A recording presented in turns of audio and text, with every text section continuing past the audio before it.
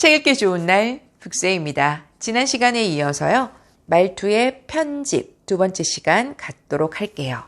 말투가 바뀌면 삶이 바뀐다. 일과 인간관계를 성공으로 이끄는 자존감 급상승 대화법. 농담으로 한 말인데 왜 다들 웃지 않는 거지? 내가 한 말도 같은 얘긴데 왜 그 사람 말에만 호응하는 거지?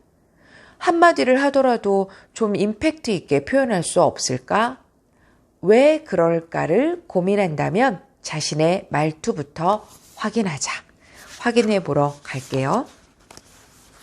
상대에게 나의 무게감을 전하려면 이해를 뜻하는 영어는 understanding이다. 이 단어를 분석해 보면 under와 standing으로 나뉜다. 이 발음 되게 어렵네요. under 이래야 되나? under와 standing으로 나뉜다. 진정한 이해는 상대방의 아래에 서는 것이라는 뜻이다. 위에 서서 아는 채 하는 게 아니라 아래에서 상대의 마음이 되어보는 것이 바로 이해다.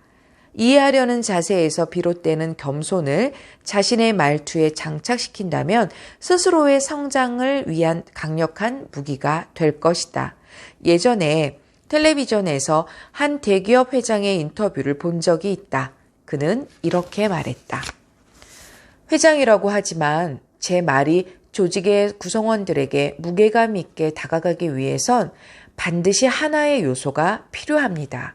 그것은 저의 말이 구성원들이 느끼기에 올바르게 느껴져야 한다는 겁니다. 그들이 생각했을 때 옳지 않으면 제가 하는 말들은 무겁게 느껴지지 않습니다. 아니, 오히려 우습게 느껴질 겁니다. 상대방에게 내가 무게감 있는 사람으로 느껴지려면 나의 말이 옳아야 한다.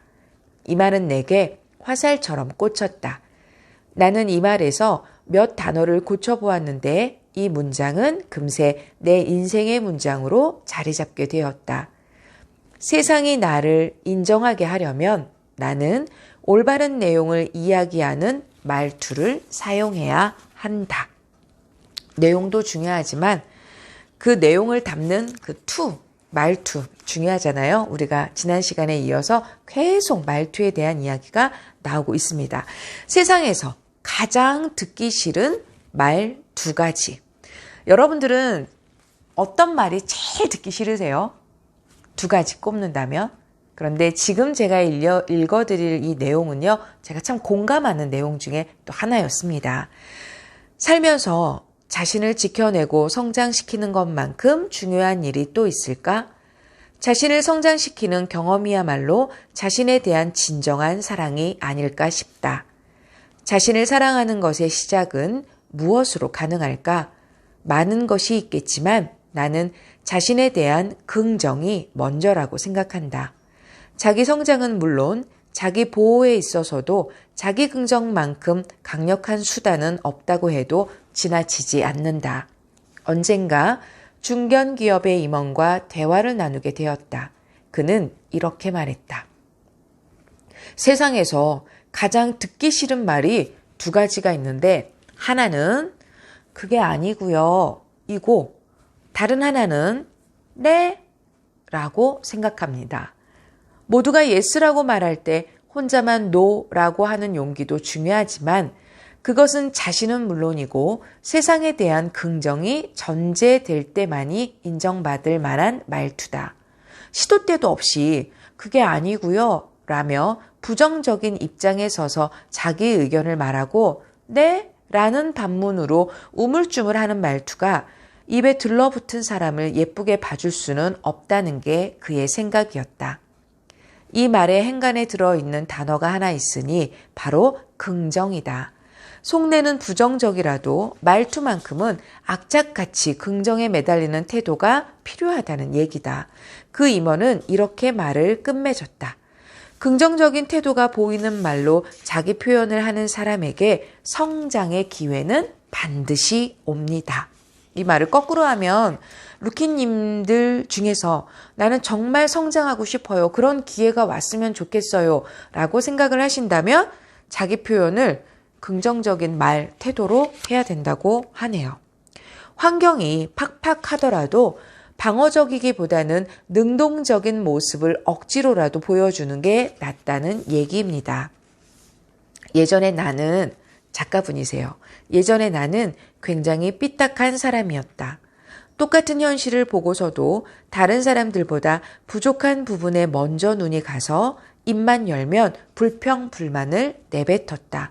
부정의 말투로 나를 방어하려는 어리석음이 가득한 태도였다. 우리도 사실 솔직히 말하면 이런 날 있지 않아요? 지금도 그럴 수도 있고요. 저도 그런 적 있었고 지금도 알게 모르게 그럴 수 있어요. 근데 저는 이 작가분이 참 자기 자신에 대해서 되게 솔직하게 이렇게 이야기를 해주시기 때문에 저희가 또 보면서 들으면서 읽으면서 위로가 되고 그래 맞아 이렇게 공감이 되는 것 같아요. 하지만 언젠가부터 긍정적인 말투를 표현하는 습관이 생기면서 내 주변의 모든 것들이 신기하게도 나의 성공을 위해 도와주려고 달려든다는 걸 알게 되었다. 특히 나는 영화 죽은 시인의 사회에서 아이들의 우상인 키팅 선생님이 이런 말을 하는 대목이 가장 인상 깊었다. 그 누구도 아닌 자기 걸음을 걸어라. 나는 독특하다는 것을 믿어라. 누구나 몰려가는 줄에 설 필요는 없다. 자신만의 걸음으로 자기 길을 가라. 바보 같은 사람들이 뭐라 비웃든 간에. 죽은 시인의 사회 참 학교 다닐 때 재밌게 봤는데 참 기억에 남는 그런 영화예요. 마지막입니다. 당신은 21세기의 문맹자가 아닌가? 시험 문제를 풀 때 질문의 마지막 물음표까지 음미하며 읽는 것이 중요하듯이 누군가와 소통에 성공하려면 끝까지 들어야 한다. 중간에 말을 끊지 않고 끝까지 듣고서 나중에 내 말을 하는 여유가 필요하다. 물론 쉽지 않다. 이미 자신의 역할을 당당하게 해내고 있고 인정도 받고 있는 사람이라면 상사나 동료, 후배의 말을 끝까지 듣기가 어려운 경우가 분명히 있다. 그럼에도 그들이 그렇게 말을 하는 데는 다 이유가 있다고 겸손히 받아들이자. 이거 다시 읽을게요. 그럼에도 그들이 그렇게 말을 하는 데는 다 이유가 있다고 겸손히 받아들이자. 게다가 당신의 위치와 경험에서는 절대 알지 못하는 어떤 이유가 있을지도 모른다. 영화배우들에겐 액션만큼이나 리액션이 중요하다고 한다. 액션이 제대로 빛을 발하려면 리액션이 도와줘야 한다는 뜻이다. 말도 마찬가지다. 토크가 있으면 반드시 리토크가 있어야 한다. 이렇게 끝까지 들으라고 하니 마치 조직에서 하위에 있는 구성원들에 대한 이야기라고 착각하는 상사들도 있을지 모른다. 절대 아니다. 혹시 당신이 조직에서 리더의 역할을 하고 있다면 끝까지 듣는 경청의 태도는 정말 중요하다. 업무상 많은 회의를 주재하는 중견기업의 한 임원은 회의실에 들어가기 전에 마음속으로 복창하는 게 2가지 있다고 한다. 말수를 줄이자.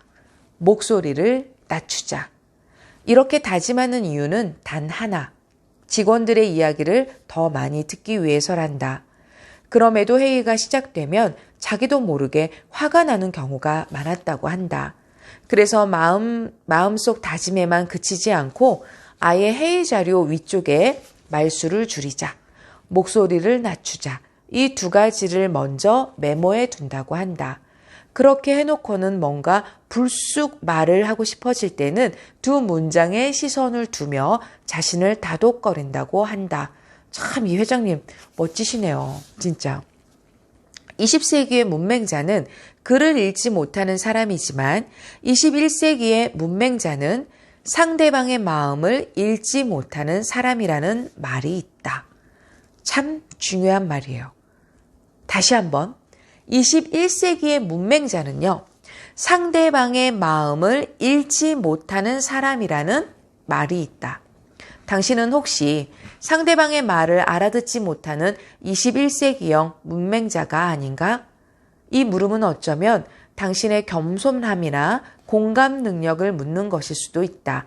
공감이란 상대의 상황에 대한 이해다. 미국의 작가 올리버 웬델 홈스는 이렇게 말한다.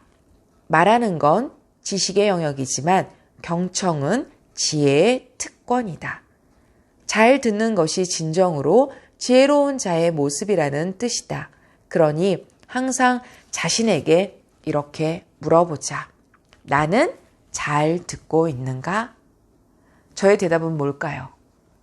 정말 나는 잘 듣고 있는가에 무조건 나는 잘 듣고 있어. 이렇게 얘기하는 분들이 과연 있을까요? 저도 이 문장을 보면서 좀 반성하는 그런 마음이 들었습니다. 그래서 저도 이렇게 잘 들을 수 있도록 노력을 하고 이 방송을 보시는 루키님들도 혹시 리더고 조직의 또 상사고 이런 위치에 있으신 분이시라면 더더욱 이렇게 하는 모습이 되게 멋질 거라는 생각이 듭니다. 저도 그렇게 하려고 노력할 겁니다.